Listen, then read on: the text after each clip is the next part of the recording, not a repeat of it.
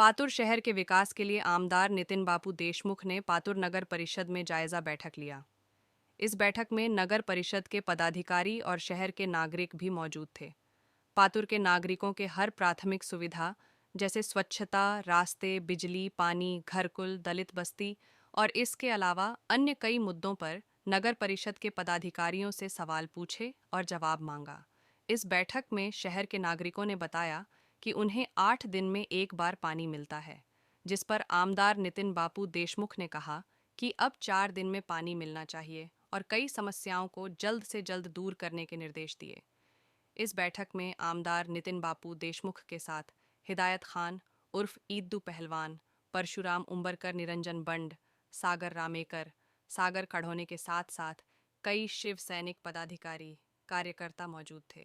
जिल्ह्यातल्या काही लोकप्रतिनिधींनी, स्थानिक आमदार सोडून म्हणजे मी सोडून, काही लोकप्रतिनिधींनी विकास कामाचा आव आणण्याखाली नगर परिषदच्या स्थानिक कामाचे भूमिपूजन करण्याचा चुकीच्या पद्धतीने सपाटा लावला होता। आणि नगर परिषदचा जो निधी असते, मग नगर परिषदच्या हेडवर पालकमंत्र्यांना फक्त नगर परिषदच्या हेडवर निधी टाकण्याचा अधिकार असते आणि नगरपालिकेची स्थानिक प्रशासन त्या कामाला प्रशासकीय मान्यता प्रदान करते। परंतु काही लोकप्रतिनिधी आम्ही निधी मंजूर केल्याचा चुकीचा आव आणून वास्तविक पाहता ह्या ठिकाणी कोणत्याही प्रकारचा शासनाचा निधी, केंद्र सरकारचा म्हणा का महाराष्ट्र शासनाचा निधी, लोकप्रतिनिधींनी कोणत्याही प्रकारचा इथे निधी आणला नाही। आपण कोणत्याही प्रकारचा निधी पातूर बाळापूर शहरामध्ये आणला नाही। आपलं पितळ उघडं पडेल म्हणून नगरपालिकेचा निधी, त्या नगरपालिकेचा क्षेत्रातला तो हक्काचा निधी असतो, हक्काचा निधी असतो आणि त्या निधीचं नगरपालिका अस्तित्वात नाही म्हणून प्रशासक त्याचं नियोजन करते। परंतु जनतेची दिशाभूल करून नगरपालिकेचा निधी आम्ही आणल्याचा आव आणून चुकीच्या पद्धतीची जनतेची दिशाभूल या काही लोकप्रतिनिधींनी आपल्या जिल्ह्यात केली। परंतु आता माझी नगरपालिकेला विनंती आहे की स्थानिक शहरातले ज्येष्ठ लोक आजी माझी पदाधिकाऱ्यांना विश्वासात घेऊन शहरातल्या जे वास्तुस्थिती कामाची जरूरत असते त्या कामाची शहरातल्या काही पदाधिकाऱ्यांना विश्वासात घेऊन, ज्येष्ठ लोकप्रतिनिधींना विश्वासात घेऊन प्रशासकाने निवड करावी आणि हे जे चुकीच्या पद्धतीनं जे कामकाज चालत आहे ते थांबवण्याच्या सूचना आज नगरपालिकेला दिल्या। पाणी हे दर 8 दिवसानं पाणी, स्थानिक लोकांच्या तक्रारी होत्या की पाणी 8 दिवसांनी या ठिकाणी सुटत होतं, परंतु त्या नगरपालिकेला सूचना देऊन दर दुसऱ्या तिसऱ्या दिवशी पाणी या शहराला मिळालं पाहिजे अशा सूचना आज देण्यात आल्या। आणि घरकुलाच्या संदर्भात ज्या लोकांकडे घरकुल नसतील त्या घरकुलाचे नगरपालिकेला अर्ज द्यावे आणि घरकुलांच्या सूचनासुद्धा घरकुलाच्या बाबतीत आज या ठिकाणी देण्यात आल्या आणि संपूर्ण नगरपालिकेच्या संदर्भातला आढावा घेण्यात आला।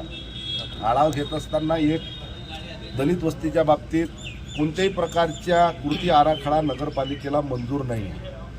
2002चा जो शासन निर्णय आहे त्या शासन निर्णयानुसार दलित वस्तीचा जो कृती आराखडा मंजूर असतो त्या कृती आराखड्यानुसारच कामं प्रस्तावित करावं लागतात, परंतु कृती आराखडाच नगरपालिकेला नाही आहे आणि इथंही नाही आहे, जिल्ह्यात कुठंच नाही आहे आणि कृती आराखड्यानुसार कामं ह्या जिल्ह्यामध्ये दलित वस्तीचे उभी राहिले नाही आणि मनमानी पद्धतीनं नगरपालिका अस्तित्वात नसल्यामुळे मनमानी पद्धतीनं चुकीच्या पद्धतीनं कामकाज जिल्हा प्रशासन लेवलवर दबाव टाकून स्थानिक नगरपालिका चुकीच्या पद्धतीनं कामकाज चालू। बापू, विशिष्ट प्रकारच्या पक्षाच्या कंत्राटदाराची जी मक्तेदारी इथे चालू आहे त्याबद्दल निश्चितपणे हे सर्व प्रकाराला आता आळा बसेल। मी जातीपूर्वक म्हणजे